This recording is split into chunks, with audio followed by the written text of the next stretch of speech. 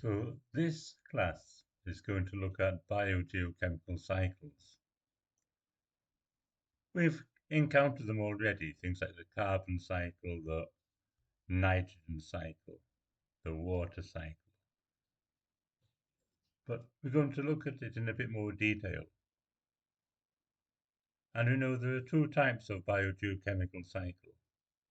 You have gaseous cycles and sedimentary cycle. And basically the difference is on the basis of the reservoir.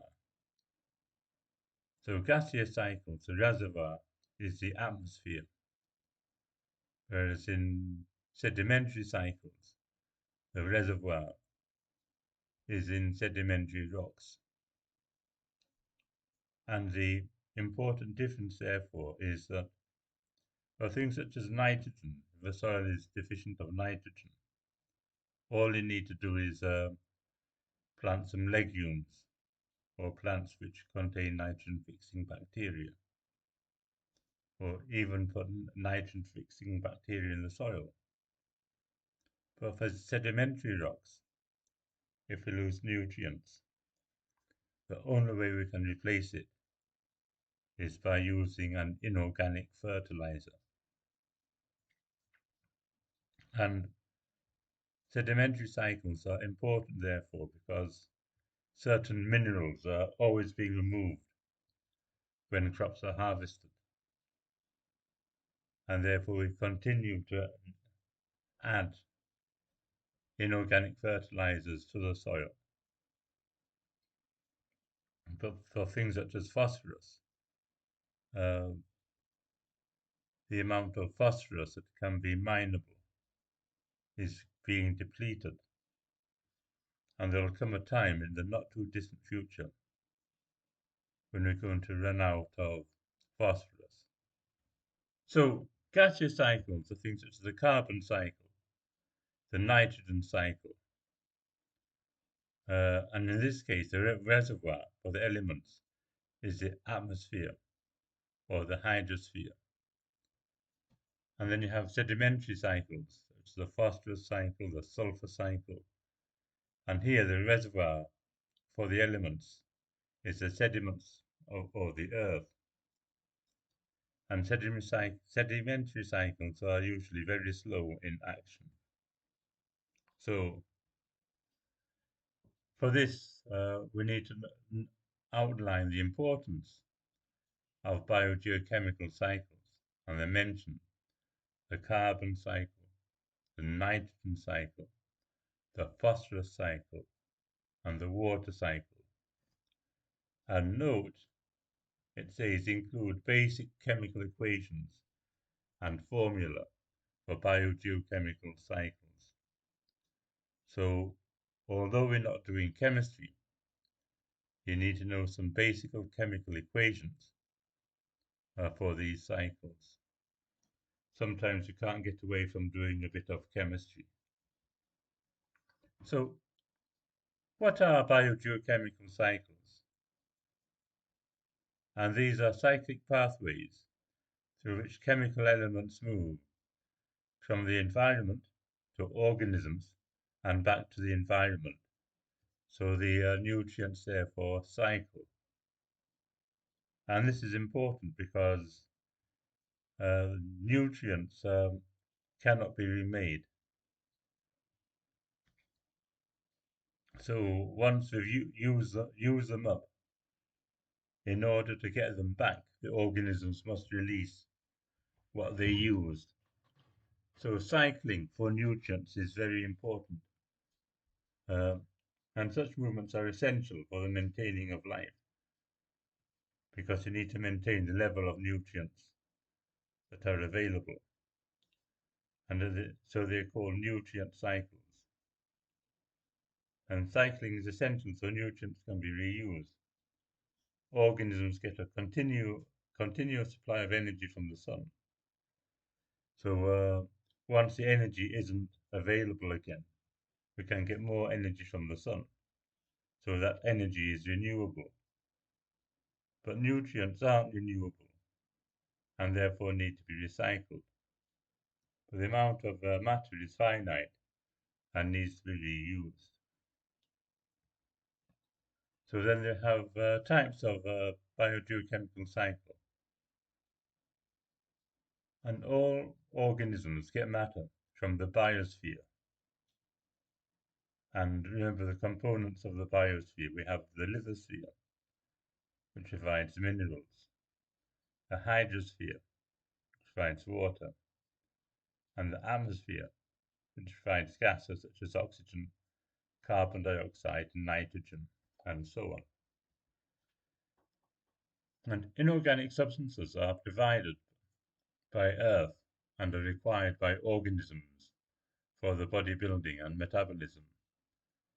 And they are known as biogeochemical or biogenic nutrients. So, for example, phosphorus is provided by the Earth, and all organisms need phosphorus. For example, in DNA, or in the cell membranes, or bones, which is largely calcium phosphate.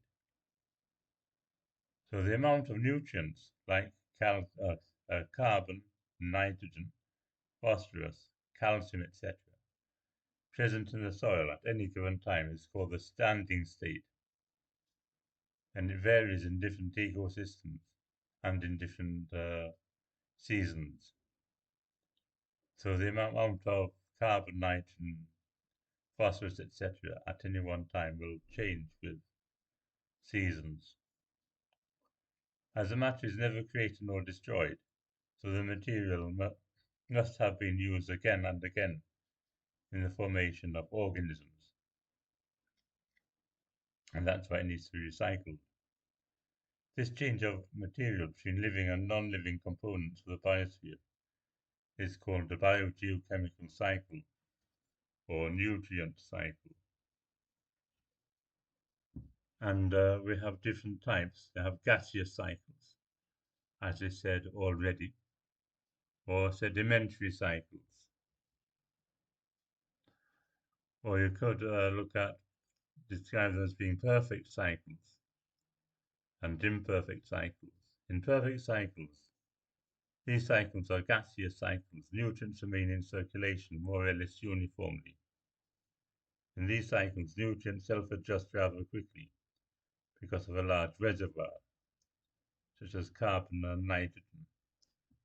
But imperfect cycles, these cycles are more easily disrupted by local disturbances, as the bulk of the material remains in the relatively inactive and immobile reservoir in the Earth's crust. So an example would be the phosphorus cycle. So when we harvest crops and remove the phosphorus which is present in the crops, the soil gets increasingly less phosphorus, and we need to replace it. After that, we can look at the carbon cycle. We know this from seasick days, or even prior to that, where carbon dioxide in the atmosphere is converted into carbohydrates in plants by the process of photosynthesis. And the organic compounds in plants can then be taken in by animals, and animals will return some carbon dioxide to the atmosphere by respiration, and plants also return carbon dioxide to the atmosphere by respiration. Both plants and animals can die, and their dead organisms and waste products. So these can be broken down again into carbon dioxide and water and return to the atmosphere by respiration again. Or they can turn into fossil fuels where they're burnt by combustion. So carbon cycle definition is a process where carbon compounds are interchanged among the biosphere, geosphere, pedosphere, that's the soil, hydrosphere, and atmosphere of the Earth. And the following are the main steps involved in the carbon cycle. Carbon present in the atmosphere is absorbed by plants for photosynthesis. These plants are then consumed by animals, and the carbon gets accumulated in their body. These animals and plants eventually die, and upon decomposition, carbon is released back into the atmosphere by decomposers, really. Some of the carbon that is not released back into the atmosphere eventually becomes fossil fuels, and these fossil fuels are then used for man-made activities, which pump more carbon dioxide into the atmosphere. And carbon in the atmosphere is present in the form of carbon dioxide, and it enters the atmosphere through natural processes such as respiration and also industrial applications such as burning fossil fuels. And the process of photosynthesis involves the absorption of carbon dioxide by plants to produce carbohydrates, and we can see the equation here. The 2 should have been small, should be a subscript, not as big. Carbon compounds are passed along the food chain from producers to consumers. The majority of carbon exists in the body in the form of carbon dioxide through respiration, and the role of decomposers is to eat dead organisms and return carbon from their bodies back to the atmosphere. And this is the process. Well, really, you should have had NCO2 and NH2O. The N's are left off. And organic, the oceanic carbon cycle. And this is a carbon cycle but in the sea. Ecologically, oceans take in more carbon dioxide than it gives out. Hence, it is called a carbon sink. So it's actually absorbing carbon dioxide.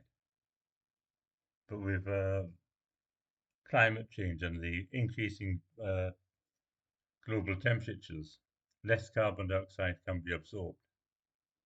And therefore, it's no longer as good a carbon sink as it had been in the past. And marine animals convert carbon to calcium carbonate. We find this in coral reefs, for example. The coral reefs are made by animals, turning carbon dioxide into calcium carbonate. And of course, as oceans become more, if carbon dioxide builds in the atmosphere, then seawater will become more acidic and be harder for calcium carbonate to form. And when organisms with calcium carbonate shells die, their bodies decompose, leaving behind their hard shells. And these accumulate on the seafloor and are eventually broken down by waves and compacted with enormous pressures, forming limestone. But as I said, if seawater becomes more acidic, a lot more of it might just dissolve away due to the presence of acid. And when these limestone rocks are exposed to air, they get weathered, and carbon is released back into the atmosphere as carbon dioxide. And the importance of the carbon cycle.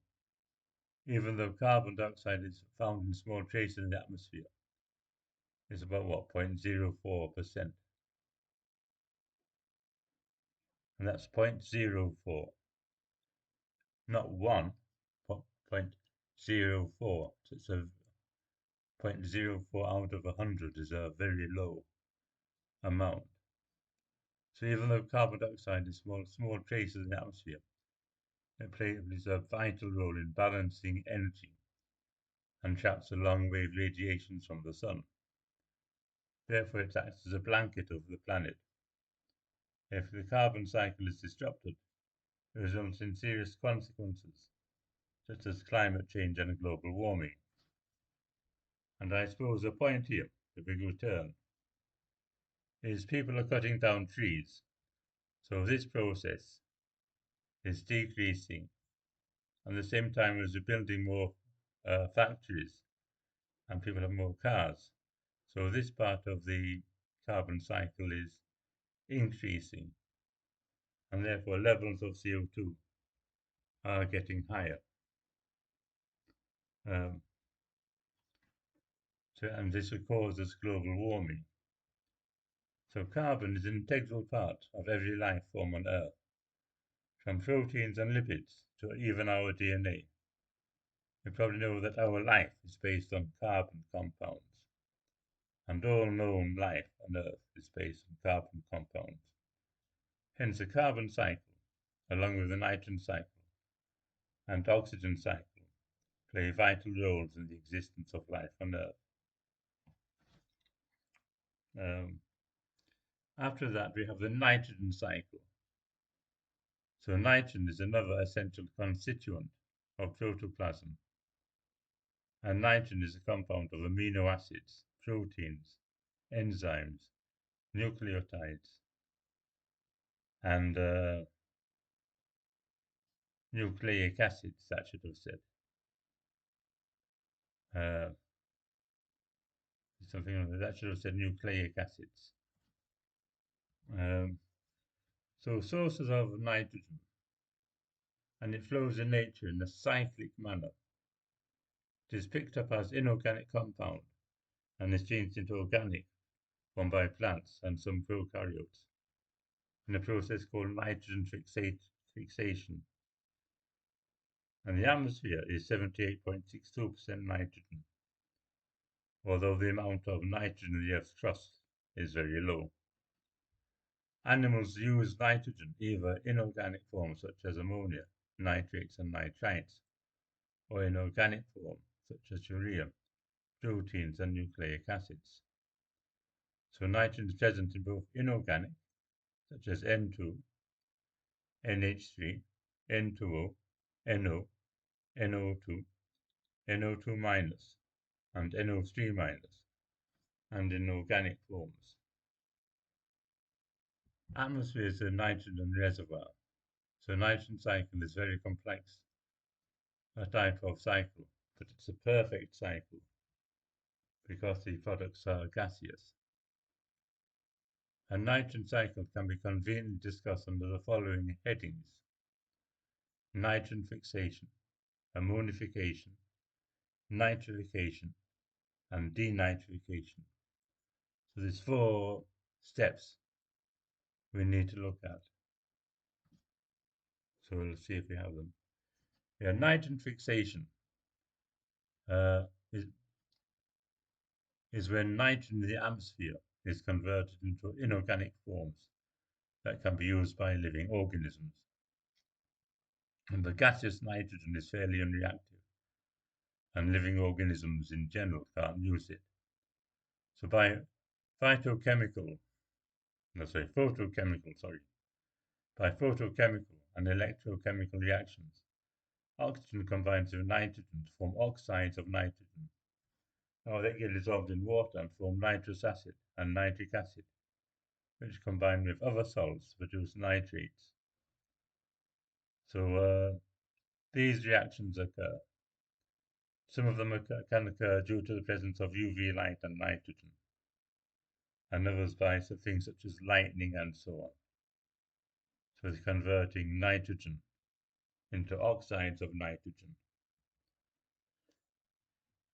And you also have biological fixation, and this involves the transformation of atmospheric nitrogen into nitrites and nitrates by living organisms. And about 140 to 170 milligrams of nitrogen is fixed by all agencies, out of which not more than 35 milligrams per meter squared is fixed by physical means. So the largest thing about is biological. So this shows that biological fixation is very efficient.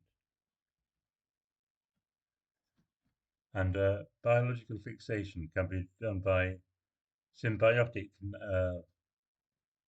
bacteria living in nodules. of legumes. And they also have leaf nodules in some plants. And you have free living as well, and loose association of nitrogen-fixing bacteria. So symbiotic is brought about by certain bacteria, such as Rhizobium leguminosarum, which is found in the root nodules of uh, legumes. And you have Frankia in the root nodules of almonds. And you have Klebsiella in the leaf nodules of Dioscorea, and Nostoc and Alpina in the coralloid roots of cycads. Actually, cycads, in fact. But know that Rhizobium leguminosarum is an important bacteria found in the root nodules of legumes. And Nostoc and Anabina can be found in cycads. Notice there's even plants which can fix nitrogen in leaf nodules as well.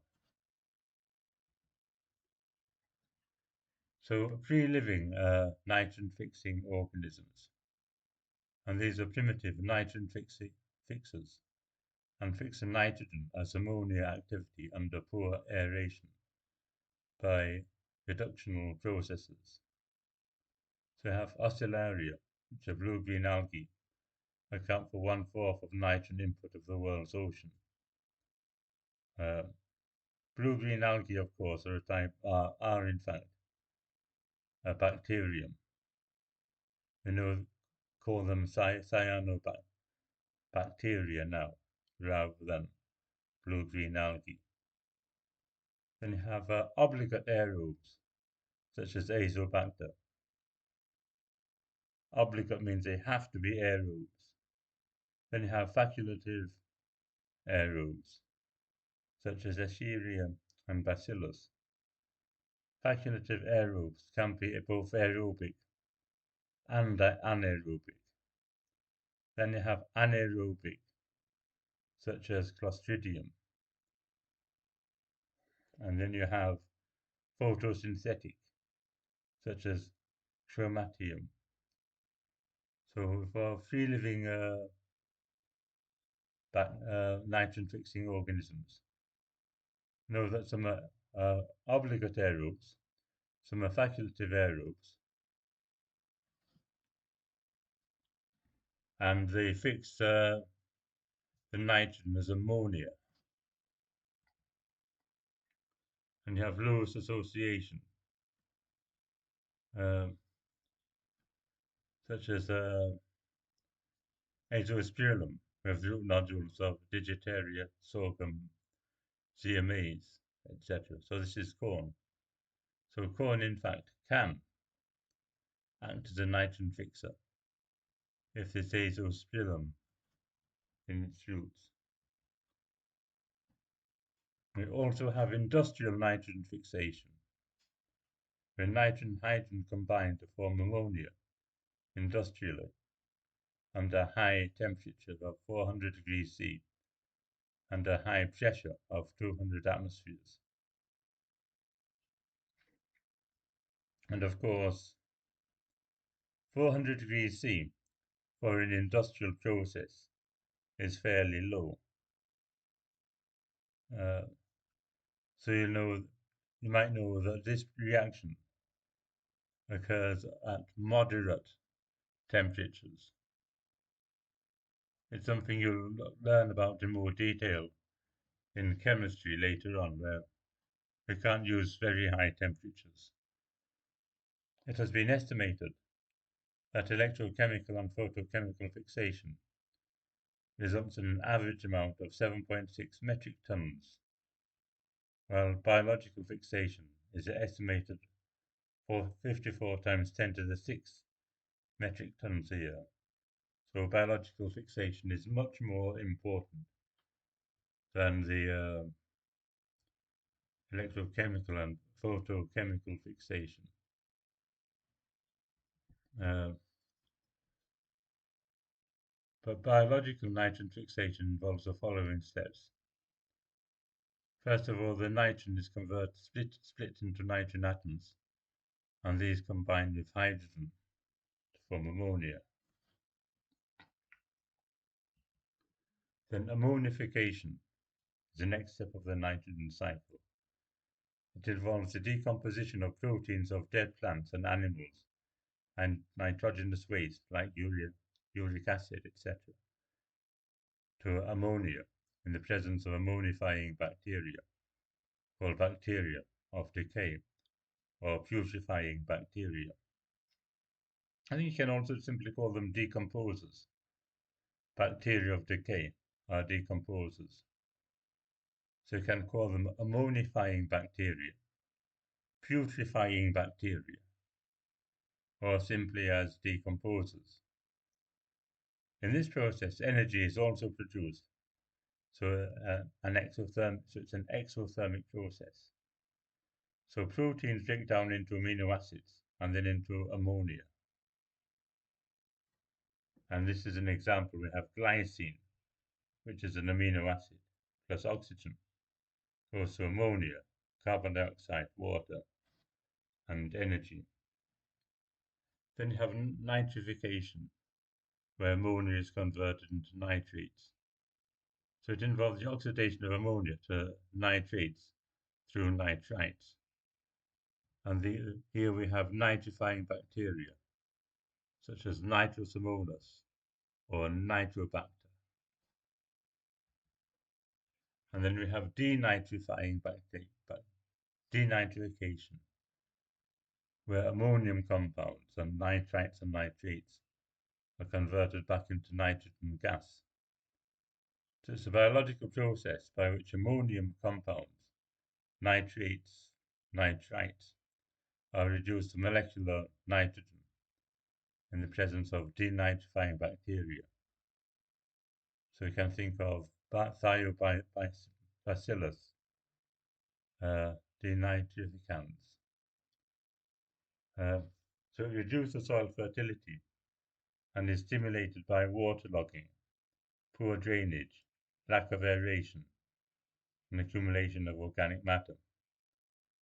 So waterlogging basically causes denitrification. And you'll find in swampy soils, you'll find, for example, insectivorous plants, which use insects as a source of nitrogen rather than as a source of energy. So they're not feeding on it. So really, when you feed something, you use the food as a source of energy. But the plants aren't using the insect as a source of energy, but simply as a source of nitrogen. And the steps involved in denitrification: we convert a nitrate into nitrite, and then nitrite into nitrous oxide, and then into nitric oxide, which breaks down into nitrogen. Um, and this here is an example of the nitrogen cycle. You have nitrogen in the atmosphere. It can be fixed by nitrogen-fixing bacteria in the root nodules of legumes, or by free-living nitrogen compounds, and it forms ammonium ions, which then converted to nitrites, then to nitrates. Uh,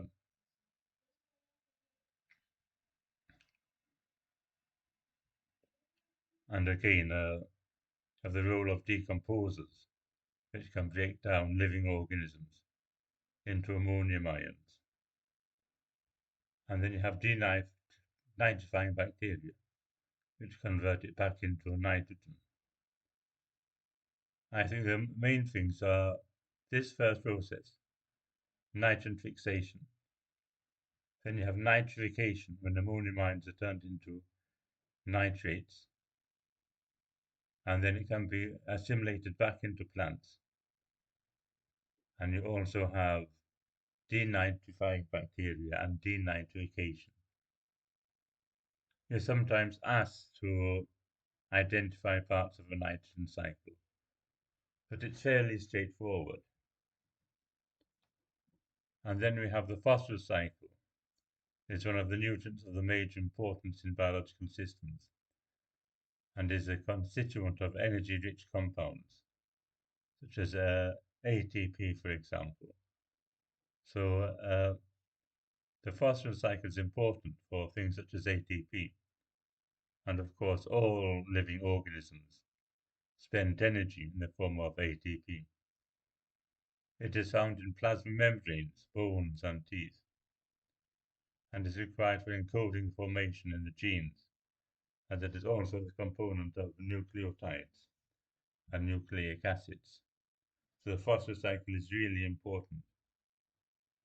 And the phosphorus cycle is an example of a sedimentary cycle, having its reservoir not in the atmosphere, but in the greatest reservoir of phosphate in the world is dreadfully insoluble ferric and calcium phosphate found in rocks.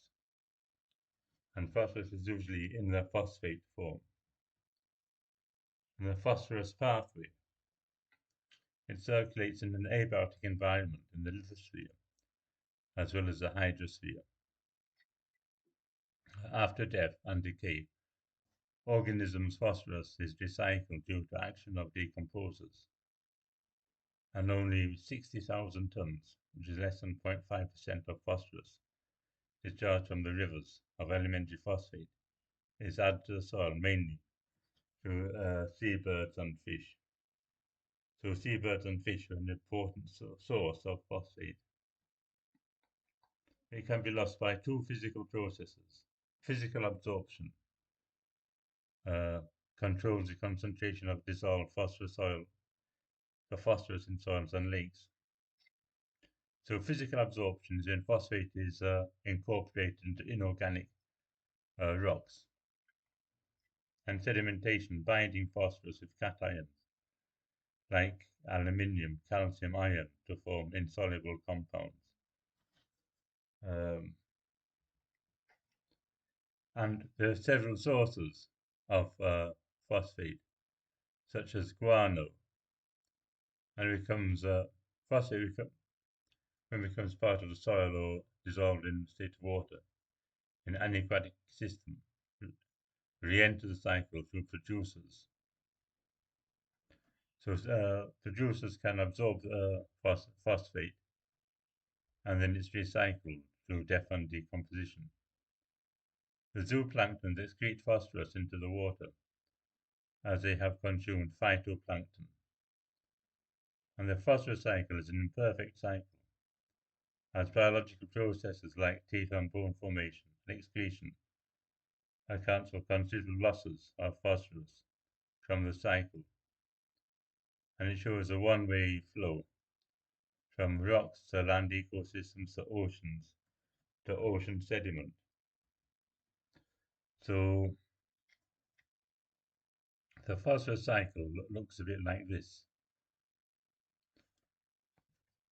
where you have animal manures and plant residues decompose to release uh, organic phosphate, which can go into the soil, be uptaken by plants. It can be harvested and consumed by people, etc.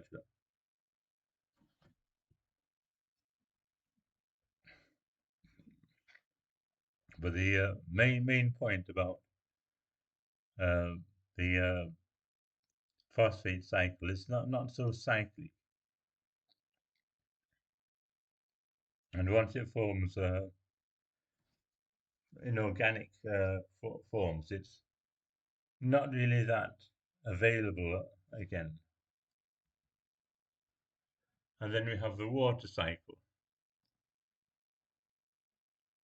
And we probably all know the water cycle and the importance of water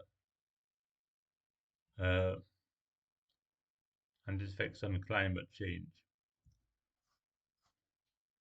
And this is an example of the water cycle. First, you have evaporation, precipitation,